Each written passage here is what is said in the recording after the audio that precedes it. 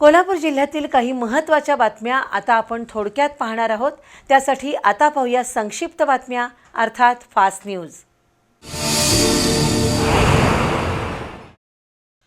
कोल्हापूरच्या ट्रॅफिकला शिस्त लावण्यासाठी शहर वाहतूक शाखा प्रयत्न करते, पण अनेक बेशिस्त आणि उन्मत्त वाहन चालक सुधारायला तयार नाहीत। त्यांच्यावर दंडात्मक कारवाई करण्यावाचून पर्याय नाही।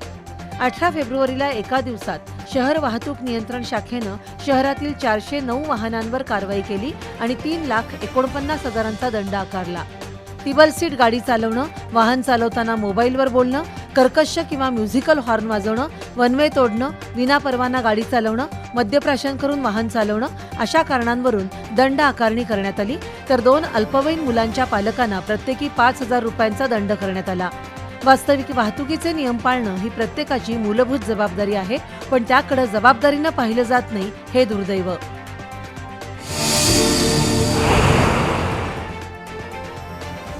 महाराष्ट्र राज्य गुजराती साहित्य अकादमी आणि कोल्हापुरातील गुजराती मित्रमंडळ यांच्या वतीनं होळीच्या पूर्वसंध्येला सांस्कृतिक कार्यक्रम आयोजित केला होता।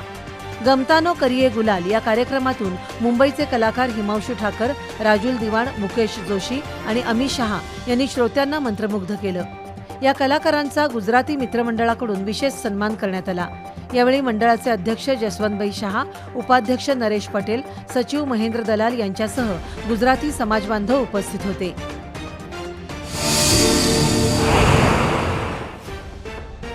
राजर्षी शाहू महाराजांच्या सामाजिक कार्याची ओळख नव्या पिढीला व्हावी, समता, शिक्षण आणि सामाजिक न्याय या मूल्यांची जाणीव विद्यार्थ्यांमध्ये रुजावी या उद्देशानं कोल्हापुरातील वाचनकट्टा संस्थेनं शिवाजी विद्यापीठातील प्राध्यापक डॉक्टर नंदकुमार मोरे यांच्या राजर्षी शाहू महाराजांवरील पुस्तकाची निवड केली होती।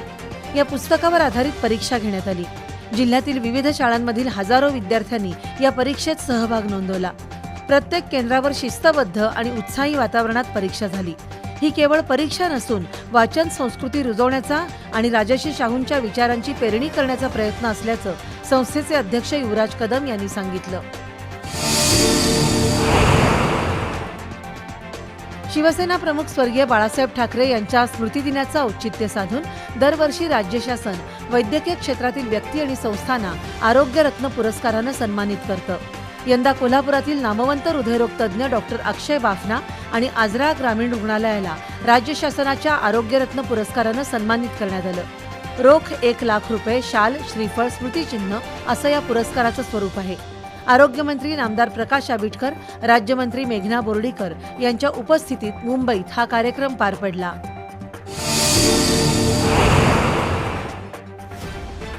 कोल्हापूर महानगरपालिका परिवहन विभागाच्या शास्त्रीनगर यंत्रशाळेला परिवहन समिती सदस्य रोहन अतिग्रे यांनी भेट देऊन समस्या जाणून घेतल्या। आवश्यक असलेले सुटे भाग वेळेवर उपलब्ध व्हावेत, अत्याधुनिक उपकरणं असली पाहिजेत, तसंच मनुष्यबळ वाढवण्याची मागणी कार्यशाळा सुपरवायझर रणधीर मोरे यांनी केली।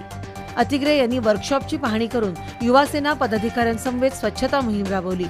केएमटी वर्कशॉप दर 8 दिवसातून पूर्णपणे स्वच्छ करण्याच्या सूचना त्यांनी आरोग्य विभागाला दिल्या।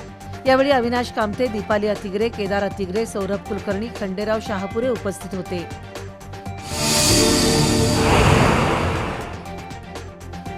कोल्हापुरातील तपोवन ग्राउंडजवळच्या गणेश कॉलनी इथल्या कचरा कोंडाळ्याला अज्ञात व्यक्तीनं आग लावली। त्यामुळे या परिसरात धुराचे लोट पसरले। त्यातून काही वाहनधारकांना रस्ताही दिसत नव्हता।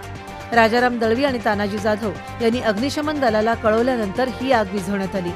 या परिसरात वारंवार कचरा पेटवला जातो, त्यावर कठोर कारवाई व्हावी अशी मागणी स्थानिक नागरिकांकडून होतीये।